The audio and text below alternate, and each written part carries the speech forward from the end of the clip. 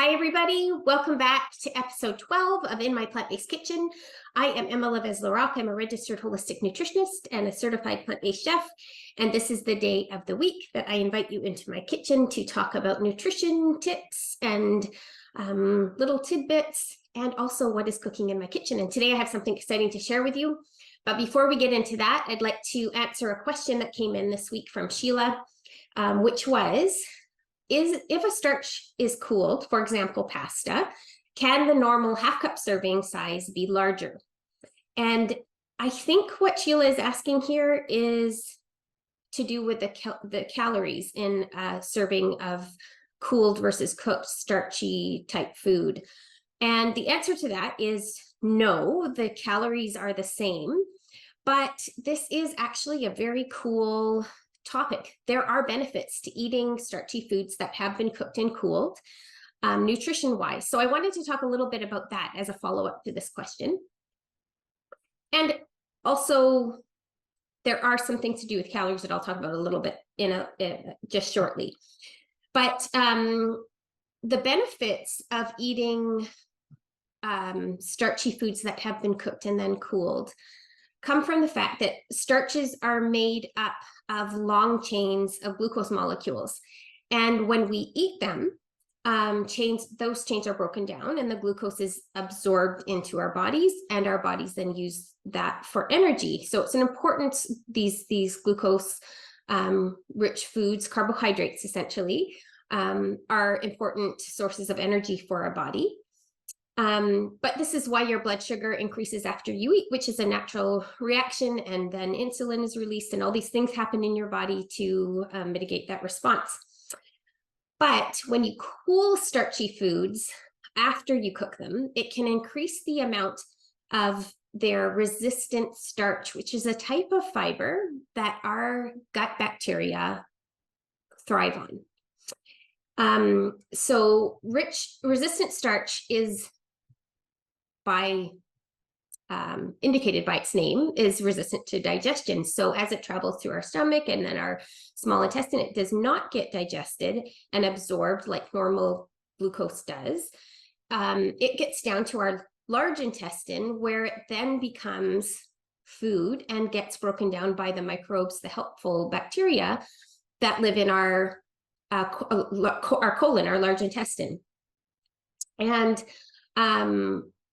the reason that this is helpful is that those bacteria then use it for fuel to do things like create short chain fatty acids like butyrate, which helps to decrease inflammation in our colon. And so it's thought to be helpful to prevent colon cancer and inflammatory bowel disease and things like that. It's also an important source of energy for the cells in our large intestine, keeping it healthy and contributing to good gut health. And then it also can reduce the rise of blood sugar after a meal and improve insulin sensitivity, which is important for preventing type 2 diabetes. And then back to Sheila's original question, in terms of can you eat more or caloric? Again, I'm assuming that she's meaning the caloric aspect of this. And like I said, the caloric content doesn't change, but what they found in studies is that when we eat foods that have been starchy foods that have been cooked and then cooled, and the resistant starches are more present, sometimes up to 2 to 3 times the amount as in the cooked food, people eat less because they feel fuller. So the satiety value is more for those foods. So then people eat less, and then they're consuming fewer calories, and then it helps with weight loss. So I hope that sort of brings it full circle and answers your question, Sheila. Starchy foods often get a bad rap because of their association with increased blood sugar levels. But I think this is a really good example of the fact that it really depends on what you're doing to prepare those foods ahead of time and what you're eating them with, that makes them healthy or unhealthy. So French fries, yeah, not so great, but potatoes that have been boiled or baked, and especially if they're cooled and then used in a potato salad made with maybe mustard instead of a really fatty mayonnaise, can be a really healthy, beneficial food. Another important note is that once the resistant starch has been developed, you can actually heat the food and the resistant starch will still be there. So if you have pasta, cook pasta, let it cool, and then reheat it, the resistant starch that has been developed when it cooled will still be there. So that's an interesting thing to know. And also, another note I would be remiss if I didn't mention it is that though these, this is a very cool thing and an interesting thing to know about, a really, really important thing to keep in mind for our general health and our gut health in particular is that it's very beneficial to include other foods that are just naturally high in resistant starch, like legumes, beans, lentils, whole grains, lots of vegetables. These foods have lots of resistant starch and lots of fiber, other fibers, types of fibers that are very beneficial for our health in general. So I hope that helps. And I will also include a couple of links for further reading in the show notes if people are interested in learning more about this topic or the studies that have been done around this topic. I'll include a bit more information. But now let's get into what we are making. So the recipe that I want to share with you this week is for the homemade granola bars that I have been making for years. And I have made these for events and different workshops that I've done, and I always get asked for the recipe. I've also been asked by friends and family and even other fellow hikers who I've shared this recipe with, or the actual granola bar with. It's absolutely delicious. It's very versatile. You can make it a number of different ways depending on what you like. There are some base ingredients, some base, sort of a base to the granola bar that you do want to stick to, but other than that, you can add whatever nuts and seeds you want. It is high in calories. We're making this with nuts and seeds and dried fruit. So all of these things are high in calories, they're calorically dense. So I don't want to say this is a low fat snack. It's not, but it's a great snack for if you're hiking. The reason I'm making them is because I love having them in the freezer for hiking because they freeze really well.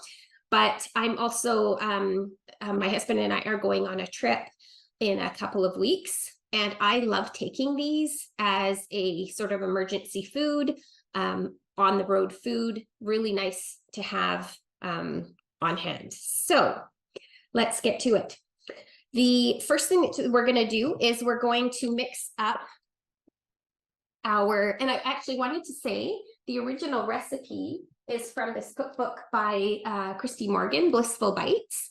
It is in this book, and I have tweaked it quite a bit. So I make it different ways all the time, depending on what I have in my fridge. And I'm doing that again today, even from the recipe that the adjusted recipe that I'm sharing with you in the show notes and on my blog this week. We are going to start with 2 cups of crispy brown rice. So this is a cereal. I keep it strictly for these granola bars. And we are going to add this. So the base of this recipe is actually oats, but these crispy rice, I have made this recipe just solely with oats, and this gives it the bars a really nice crunch. So I do like to include this, but it's not totally necessary if you can't find brown crispy rice, or you don't want to include it. You'd rather do it with just oats. So I've got some rolled oats here, and we're going to use 2 cups of rolled oats.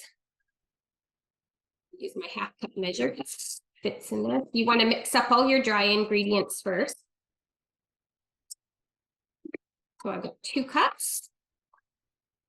This makes a huge batch of granola bars that last us for months. Like I said, you can freeze these granola bars. So great recipe that you don't have to worry about if you only have a few people to eat them. But like I said, if you do have a few people to eat them, they probably won't last very long.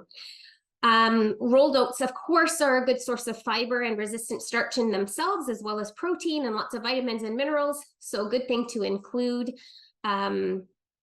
And the next thing that we're going to add, cranberries, half a cup of cranberries, dried cranberries. If you prefer raisins, you can use raisins. If you love cranberries, you can use more. I am going to add also half a cup of coconuts, unsweetened coconut. But if you don't want to add coconut and you'd rather add some more, you sort of want a chewy kind of ingredient here. So you might want to add some chopped dates or some tart cherries or something like that. So anything like that works. And then you want to get to your nuts and seeds. So this I change all the time depending on what I have. I usually have pumpkin seeds. I love adding pumpkin seeds. They're really rich in zinc, manganese, magnesium, as well as they're a good source of protein. So I love adding pumpkin seeds. Often I will add sesame seeds, and I don't have any today. So I'm going to add some slivered almonds that I have on hand. So that's about 1/3 of a cup. And then some chopped walnuts. I love adding walnuts because they're, of course, a good source of omega-3s. They are also high in manganese, vitamin E, all good stuff.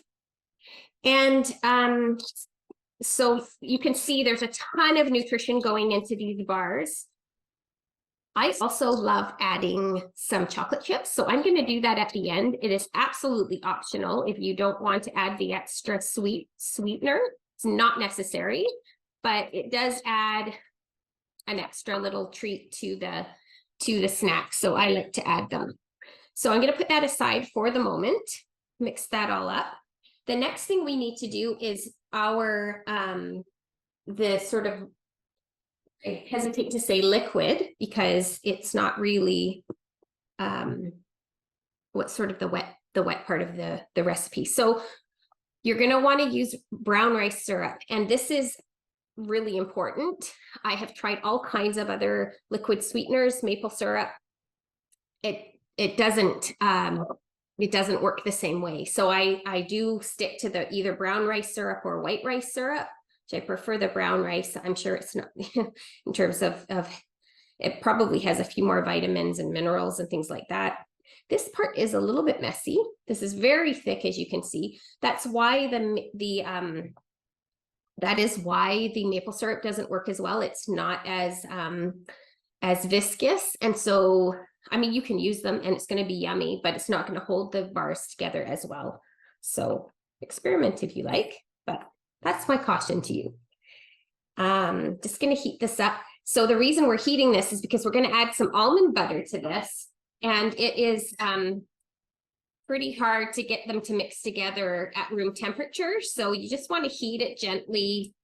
We're not cooking it. We're just literally heating it enough to get these things to stick together, or to mix it well. And I actually need 1.5 cups. So it's going to basically use up most of this jar of the brown rice syrup. This is not an inexpensive recipe to make, especially if you buy organic ingredients and, you know, the organic brown rice syrup and so on, so on. But like I said, it does make a lot. And because they are they're very filling, they're very calorie dense. Sometimes I'll just cut them into bites rather than bars even.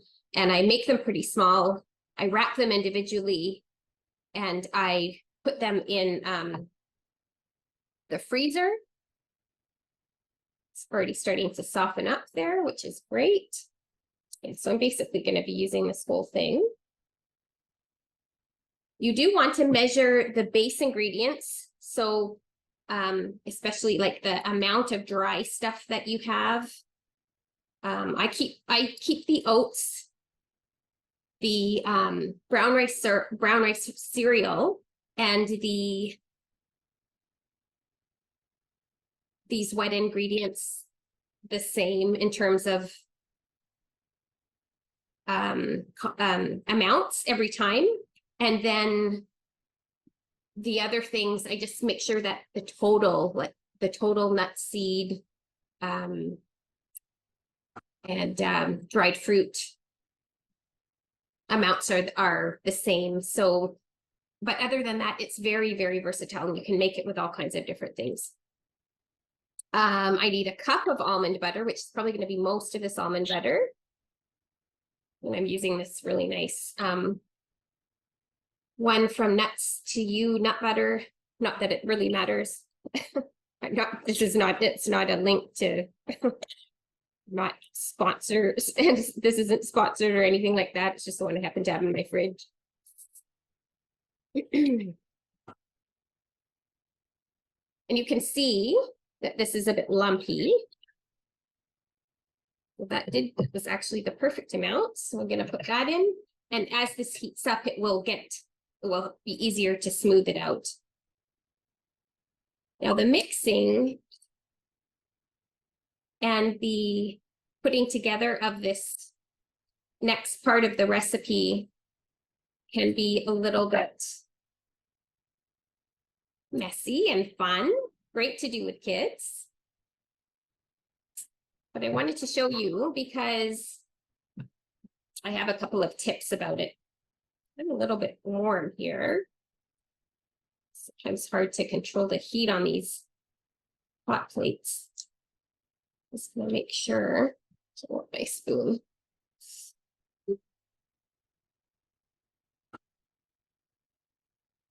So you can probably see the almond butter is starting to melt a bit. You can use peanut butter, or if you have a nut allergy, you could use, you probably even use tahini, although that would change that definitely change the flavor. You could use some other kind of seed butter if you want. I think I have used sunflower seed butter before, and that's really good too. So it's really just about getting that, whole fat in there. And the only caution I would make is if you're using some kind of, just look at the ingredients, because sometimes nut butters, peanut butters in particular, have added salt and sugar and other things that you don't really want. And if you're going to the effort to make these homemade granola bars, you want to make sure they're as healthy and sort of unprocessed as you can. Because store-bought granola bars are often full of all kinds of ingredients that we don't really necessarily want in our diets. So the other thing we're going to add to this wet mixture is just some vanilla, about a teaspoon or so. And that's all the wet ingredients put together. I'm just going to let that heat up. And then the next step is going to be to add the wet to the dry. This is the fun part. You probably want a cloth nearby, so kind of, because we're going to use our hands. You don't have to, but I find it a lot easier. I wouldn't overheat. You don't want to overheat the wet mixture, because especially if you're using chocolate chips, because if it's too hot, it's sort of a sweet spot to add the chocolate chips. And I do it two ways. Sometimes I add the chocolate chips right in, which is what we're going to do today. And sometimes I will melt it and put it on top. And that's also really nice. It makes them look a little bit more exciting for chocolate lovers. And it's just a thin layer of chocolate. So it's the same amount of chocolate. But what I was going to say is that there is a little bit of a sweet spot with with putting the chocolate chips in when you're doing it like this, the way I'm going to do it, because you want them to cool down, or you want the mixture to cool down enough so that the chocolate chips don't melt. But if you don't do it soon enough, then it's hard to mix them in. So whatever. At the end of the day, it's still going to be delicious, even if you have a bit of little clumps of chocolate chips, but just in terms of the actual look of them, it can be nice. Get my whisk out because I'm still got quite a bit of lump going on. So not even a try and smooth this out a little bit more without making it too hot. It's getting pretty smooth. Got a few little lumps in there, but I think that's going to be fine. I'm going to go ahead. Actually, I'll just let it, I'm going to let that heat up slightly more, and then I'll just talk about this. The next part, you do want to line a casserole dish. We're going to put this into a casserole dish, and you want to put the parchment paper in, because if you don't, it will be hard to get these out in without them sticking. So make sure you put some parchment paper into a, this is a 9x11 casserole dish that we're using. You can definitely half this recipe. And I recommend that maybe the first time you make it, just to make sure you like them, because like I said, this has lots of ingredients that can be on the expensive side. This can definitely be a recipe that is halved. All right. A spatula, flexible spatula like this is very helpful at this stage because it's hard to get everything out of the pan. Or it's just much easier. I guess you can do it, but it's one of my definite go-to tools in the kitchen. And then you want to have something a little bit sturdier to actually mix it all together. So you have a few tools nearby that's helpful. Actually, move this whole thing out of the way.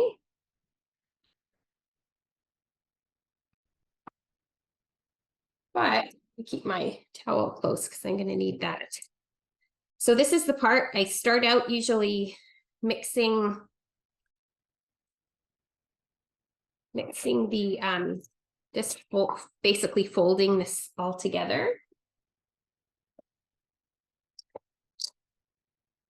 It's coming together nicely. It's nice and soft when it's warm. It will cool down quickly, relatively quickly, as it gets mixed in with the other ingredients. Still probably going to get a little bit of melting happening with the chocolate chips. Like I said, it's handy to have both tools around because you might not be able to see, but I've got some remnants of the dry stuff that need to get mixed in. And sometimes I find it easier to do this with my hands. So clean hands, and I just mix it with my hands, but it's working pretty well today. So at this point, I'm going to add my chocolate chips. Probably, like I said, they'll get a bit of melting, but I'm not too worried about it.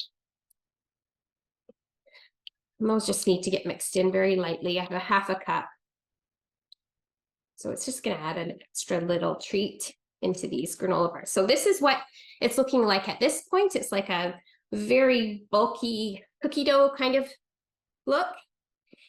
And before it cools down too much more, I want to get it into my casserole dish with my parchment paper. So I'm going to go ahead and do that.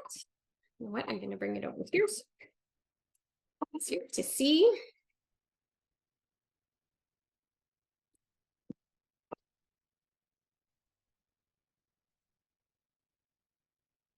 And this is where a couple of tools come in very, very handy. So you're going to want to spread it out.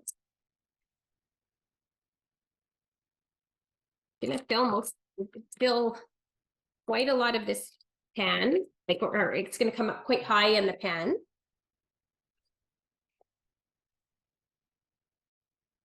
The dish, I guess, the pan. And you might be able to see, just going to try and get the rest of this out. A little bit of elbow grease is required. here. My chocolate chips are not melting, which is really nice.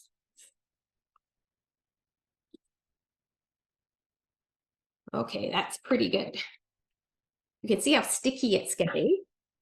But that's what we want because we want these to stick together. Don't want it to be too soft. And as it cools, it's going to get harder. The brown rice syrup is going to cool down. So the next thing we want to do is take another piece of parchment paper, and this is very handy. It's really hard to get these to look nice and smooth if you don't take this step.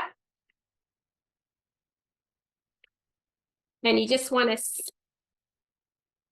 press it down so that it's pretty even. These do not get cooked. So how you do that, like this at this stage, what you do with them is how they're going to look in the end. Or cooked any further. So you can see it's looking pretty good right now, but I really like taking an extra step. If you have a pastry cutter or something flat like this, you could even, there are a number of tools you could use in your fridge. I just like to smooth it out with that. You can hear me over this.